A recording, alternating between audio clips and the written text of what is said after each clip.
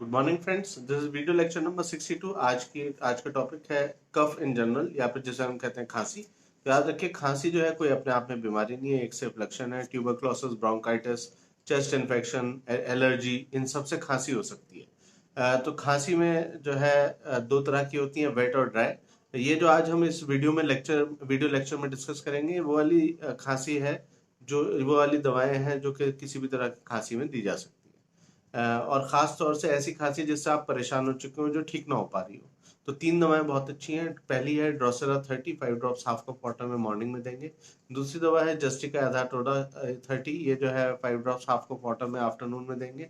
और तीसरी दवा है कालीबाइक्रोमिकम 30, इसकी 5 ड्रॉप्स हाफ कप वाटर में आप इवनिंग में देंगे। ये तीनों दवाएं अगर आप 3 दिन 4 दिन देंगे तो ये बिल्कुल ठीक कर देगी खांसी, पुरानी खांसी को भी ठीक कर देगी ये। इसमें लेकिन दही, चावल, केला, खट्टा या फिर ठंडी चीजें, फ्रिज से निकाली हुई चीजें ना लें, इससे